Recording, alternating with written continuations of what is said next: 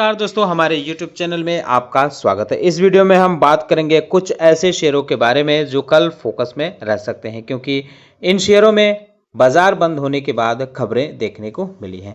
तो कौन से शेयर हैं, उनमें क्या खबरें हैं, इन सारी चीज़ों पे चर्चा शुरू करने से पहले मैं कहना चाहूँगा कि अगर आपने हमारे चैनल को सब्सक्राइब नहीं किया है तो कृपया सब्सक्राइब कर लें और बेल आइकन भी दबा लें। तो पहले नंबर पे बात करेंगे महिंद्रा एंड महिंद्रा के बारे में। कंपनी ने एक रिपोर्ट को डिनाई किया है, उसमें खंडन देखने को मिल रहा है।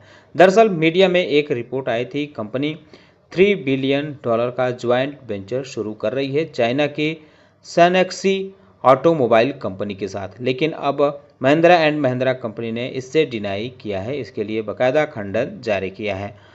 अतुल लिमिटेड पे भी नज़र रख सकते हैं। यूएस FDA का इंस्पेक्शन देखने को मिला था, जो इसका अंबरनाथ फैसिलिटी देखने को मिलती है महाराष्ट्र में, तो इसमें उसका इंस्पेक्शन देखने को मिला था। जीरो ऑब्जर्वेशन इसमें दिया है, तो इस वजह से ये शेयर भी फोकस में रह सकता है। अनूप इंजीनियरिंग की बात करें तो कंपनी को 2 ऑर्डर मिले हैं, 100 करोड़ रुपए के ये दोनों ऑर्डर मिले हैं। हिंडनबर्ग रिसर्च की जो रिपोर्ट देखने को मिली है, उसकी वजह से अडानी ग्रुप के शेयर भी कल फोकस में रहेंगे, तो आप इन पे भी चाहे तो नज़र रख सकते हैं। 361 वाम लिमिटेड के बारे में बात करें तो इसमें एक क्लेरिफिकेशन देखने को मिला है। तो इस क्लेरिफिकेशन ये है कि IPE प्लस फंड ने कोई इन्वेस्टमेंट अडानी ग्रुप में नहीं किया है। उसने बताया है कि अक्टूबर 2013 से लेकर अक्टूबर 2019 के बीच इसका कोई इन्वेस्टमेंट अडानी ग्रुप में नहीं रहा है।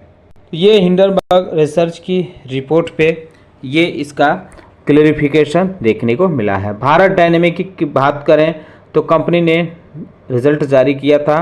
नेट प्रॉफिट 62% गिरा है, 35% कंपनी का रेवेन्यू गिरा है, तो इस वजह से ये शेयर फोकस में रह सकता है।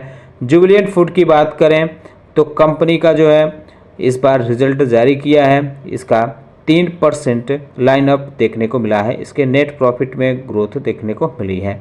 डिलीवरी चैनल भी इसका ग्रोथ देखने को मिला है 12% ईयर ऑन ईयर, और डिलीवरी बिजनेस रिवेन्यू में भी ग्रोथ 15% रही है। एबिटा मार्जिन भी 19.3% इस बार देखने को मिली है। ये सारी चीज़ें हैं जिनकी वजह से ये शेयर फोकस में रह सकते हैं। सीमेंस पे भी नज़र रख सकते हैं। रेवेन्यू 7% बढ़ा है, नेट प्रॉफिट 27% बढ़ी है, एबिटा 22% बढ़ा है और एबिटा मार्जिन भी इस बार बढ़ी है। ऑर्डर इनफ्लो भी 18% के आसपास बढ़ा है। होंसा कंज्यूमर के बारे में बात करें तो इसका रेवेन्यू 19% से ज़्यादा बढ़ा है, 25% इसकी वॉल्यूम ग्रोथ रही है। एबिटा इसकी 58% बढ़ा है और मार्जिन भी 200 बेसिस पॉइंट बढ़ा है। नेट प्रॉफिट 63% इसका बढ़ा है। एड स्पेंड जो है वो भी 36% बढ़ा है, तो इस वजह से ये शेयर भी फोकस में रह सकता है। सन टीवी ने भी अपने रिजल्ट जारी किए थे। इसके रेवेन्यू में 3% की गिरावट देखने को मिली है पिछले साल के मुकाबले। एबिटा भी 10% डाउन हुआ है। मार्जिन भी इसकी 59.5% से गिरकर 55.5% के आसपास रही है। नेट प्रॉफिट 6% इसकी डाउन हुई है। बालकृष्णा इंडस्ट्री पे भी नज़र रख सकते हैं। कंपनी की नेट प्रॉफिट 47.5% बढ़ी है, 490 करोड़ रुपये रही है। रेवेन्यू भी 25.5% से ज़्यादा बढ़ी है। एबिटा 32.5% से ज़्यादा बढ़ी है और एबिटा मार्जिन इस बार 24.5% आई है, जो पिछले साल 23% के आसपास देखने को मिली है। सेल्स वॉल्यूम में भी बढ़त देखने को मिली है, 24% के आसपास। स्टर्लिंग विल्सन रिन्यूएबल एनर्जी पे भी नज़र रख सकते हैं। कंपनी को एक नया ऑर्डर मिला है। डोमेस्टिक सोलर EPC ऑर्डर मिला है।